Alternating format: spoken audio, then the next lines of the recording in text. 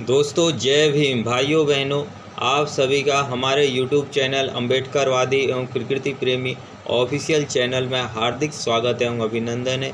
मैं हूं पंकज अम्बेडकर। दोस्तों जैसा कि आप सभी लोग जानते हैं कि हमारा उद्देश्य है बाबा साहब के मिशन को, ज्योतिबा फुले जी के मिशन को, सावित्रीबाई फुले जी के मिशन को, पेरियार ललई सिंह यादव जी के मिशन को डोर टू डोर पहुँचाना। दोस्तों आज हम आपके लिए लेकर आए हैं महात्मा ज्योतिबा फुले द्वारा लिखी हुई पुस्तक गुलामगिरी का पार्ट 10। दोस्तों वीडियो को ज़्यादा से ज़्यादा शेयर कर दें जिससे कि हम ज़्यादा से ज़्यादा लोगों तक पहुंच पाएँ, जिसका शीर्षक है दूसरा बलिराजा, ब्राह्मण धर्म की दुर्दशा, शंकराचार्य की बनावटी बातें, नास्तिक मान्यता, निर्दयता, प्राकृत ग्रंथकर्ता, कर्म और ज्ञान मार्ग, बाजीराव पेशवा, मुस्लिमों से नफरत और अमरीकी तथा स्कॉच उपदेशकों ने ब्राह्मणों के बनावटी किले की दीवारें तोड़ दी आदि के संबंध में।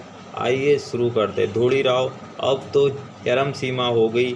आपने शिवाजी के पवाड़े कविता की प्रस्तावना में यह लिखा था और सिद्ध किया था कि चार घर की चार ग्रंथकर्ता ब्राह्मण लड़कियों ने मिलकर घर की कोठरी में इस तरह झूठ फरेब का खेल खेला। ज्योतिराव किंतु आगे अब वह एक दिन दलितों का दाता, समर्थक, महापवित्र, सत्यज्ञानी, सत्ववक्ता इस दुनिया में पैदा हुआ।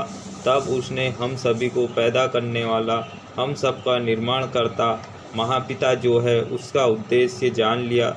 इस तरह कहा जा सकता है कि निर्माणकर्ता द्वारा हम सभी को दिए सत्यमय पवित्र ज्ञान का और अधिकार का सभी को समान उपभोग लेने का समान अवसर प्राप्त हो। इसलिए उस बलिराजा ने सभी ब्राह्मणों की बनावटी, दुष्ट, धूर्त, मतलबी बहेलियों, फांसने वाले की गुलामी से दीन, दुर्बल और शोषित भाइयों को मुक्त करके न्याय पर आधारित राज्य की स्थापना की है। उसने अपनी ज्येष्ठ महिलाओं के भविष्य की आकांक्षाओं को कुछ हद तक पूरा किया है और जहां मिस्टर टॉमस पेंस जैसे बड़े बड़े विद्वानों के पूर्वज इस बलिराजा के प्रभाव में आकर अपने पीछे की सारी बलाएं दूर करके सुखी हो गए। कुछ स्वस्थ वातावरण होने की वजह से यहाँ के कई बुद्धिमान लोगों ने ब्राह्मणों के वेद मंत्र, जादू विधि के अनुसार कार्य किया।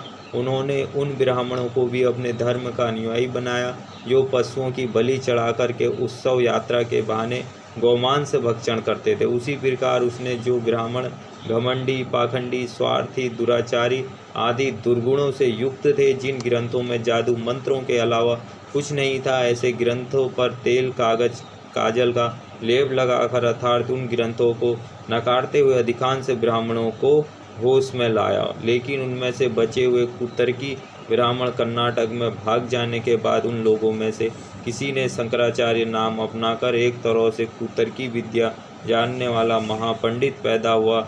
उस ब्राह्मणवादी पंडित ने जब यह देखा कि अपनी ब्राह्मण जाति के दुष्ट कर्म की धूर्तता की सभी ओर निंदा हो रही है, थूथू हो रही है, वही बुद्ध का धर्म का चारों ओर प्रचार हो रहा है, उसको अपनी आंखों से यह सब देखा नहीं गया, सहा नहीं किया। उसने यह भी देखा कि अपने लोगों का ब्राह्मण पंडित पुरोहित पेट पालने का धंधा ठीक से चल नहीं रहा। इसलिए उसने एक नया ब्रह्मजाल खोज निकाला, जिन दुष्ट कर्मों की वजह से उनके वेदों सहित सभी ग्रंथों का बौद्ध जनता ने निषेध करते हुए उनके दर्शन का पराजय किया था, उसका शंकराचार्य ने बड़ी गहराई से अध्ययन किया। बौद्धों ने जिन बातों के लिए ब्राह्मणों की आलोचना की थी, उसने उसमें केवल गौमांस खाना और शराब पीना निषिद्ध मान लिया। लेकिन उसने बाद में अपने सभी ग्रंथों में थोड़ी बहुत हेराफेरी कर उनमें मजबूती लाने के लिए एक नए मत की स्थापना की। शंकराचार्य की उस विचारधारा को वेदांत या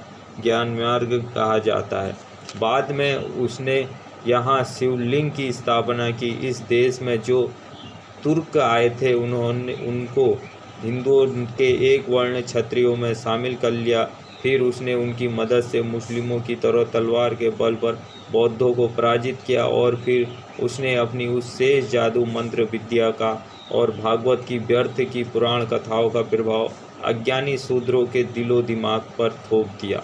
शंकराचार्य के इस हमले में उसके लोगों ने बौद्ध धर्म के अनेक लोगों को तेली के कोलू में ठूस कर मौत के घाट उतार दिया। इतना ही नहीं तो शंकराचार्य के लोगों ने बौद्धों के असंख्य मौलिक और अच्छे ग्रंथों को जला दिया। उसमें उन्होंने अमरकोश जैसा ग्रंथ केवल अपने उपयोग के लिए बचाया। बाद में जब शंकराचार्य के डरपोक चेले पंडित पुरोहितों रात की तरह दिन में भी मसालों को जलाकर डोली में सवार होकर चारों ओर सधुआ नारी की तरह नोकझोंक करते नाचते हुए घूमने लगा था, तो ब्राह्मणों को नंगा नाच करने की पूरी स्वतंत्रता मिल गई। उसी समय मुकुंद राव, ज्ञानेश्वर, रामदास आदि जैसे पायली के 50 ग्रंथकार पैदा हुए और बेहिसाब बेभाव बिक गए, लेकिन उन ब्राह्मण ग्रंथकारों में से किसी एक ने भी शूद्रादि अतिशूद्रों के गलों में पड़ी गुलामी की जंजीरों को तोड़ने की हिम्मत नहीं दिखाई, क्योंकि उनमें सभी कर्मों का खुलेआम त्याग करने की हिम्मत नहीं थी। इसलिए उन्होंने उन सभी दुष्ट कर्म मार्ग और नास्तिक मतों को ज्ञान मार्ग नामक 2 भेद करके कई पाखंडी निरर्थक ग्रंथों की रचना की। इस तरह उन्होंने अपने जाति के स्वार्थ का जी जान से रक्षण किया। उन्होंने अज्ञानी शूद्रों से लूट खसोट करके अपनी जाति को खूब खिलाया पिलाया, लेकिन बाद में उन्होंने पूरी लज्जा शर्म छोड़ दी। हर रात को जो कुकर्म नहीं करना चाहिए उसको भी वे करने लगे। ब्राह्मणों ने दिन का 1/4 समय गुजरने तक मुस्लिमों का मुंह नहीं देखना चाहिए। इसके लिए रजस्वला स्त्री की तरह घर में ही मांगलिक अवस्था में रहने वाले रावबा के दरबार में इकट्ठा होते थे। लेकिन अब समय ने करवट ले ली है। पहले दिन के बीतने और दूसरे दिन के प्रभाव में सभी मेहनतखोर ब्राह्मणों को अय्यासी और गुलछर्रे उड़ाने के लिए जो सुख सुविधाएं मिलने वाली थी, उसके पहले ही अंग्रेज बहादुरों का झंडा चारों ओर लहराने लगा। उस समय उस बलिराजा के अधिकांश अनुयायी अमरीकी और स्कॉच उपदेश मिशनरी ने अपने अपने देश की सरकारों की किसी भी प्रकार की परवाह न करते हुए इस देश में आए। बलिराजा ने जो सही उपदेश दिया था उसको सभी नकली दुष्ट धूर्त ब्राह्मणों को प्रमाण द्वारा सिद्ध करके दिखाया।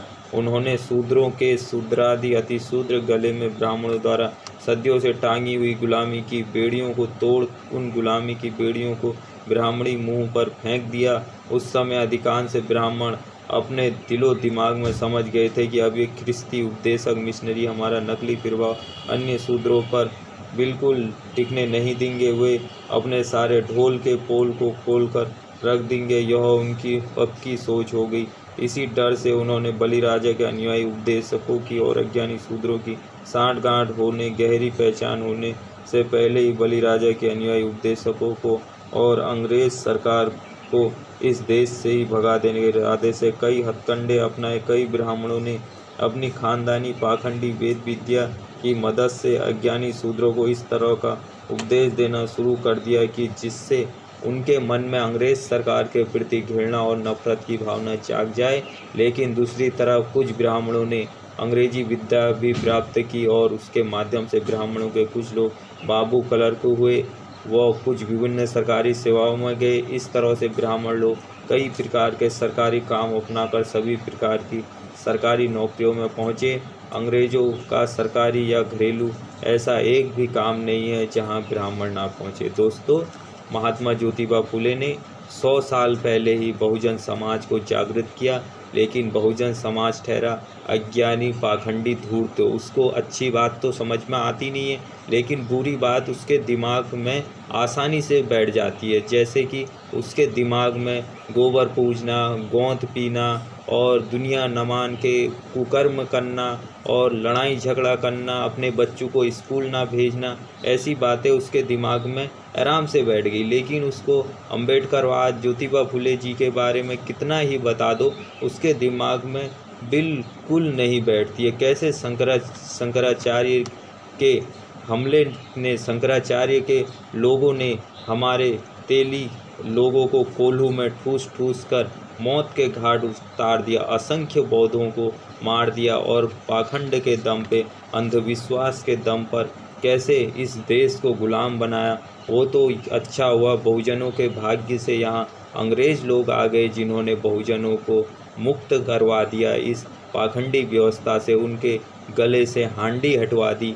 और आज भी बहुजन समाज इनके मनुवादियों के धूर्त धर्म हिंदू धर्म को ढो रहा है और अपनी गाढ़ी कमाई मनुवाद में लुटा रहा है और अपने गरीब समाज के बच्चों को नहीं देख रहा है, उनको शिक्षित नहीं कर रहा है, अपनी गाड़ी कमाई सारी कमाई मनुवाद में लुटा रहा है। दोस्तों, वीडियो को ज़्यादा से ज़्यादा शेयर कर दें और वीडियो को ज़्यादा से ज़्यादा लोगों तक पहुंचा दें, जिससे हमारे लोग घर वापसी कर सके, अपने पुराने मार्ग बौद्ध धम्म में लौट सके। जय भीम, जय भारत, नमो बुद्धाय।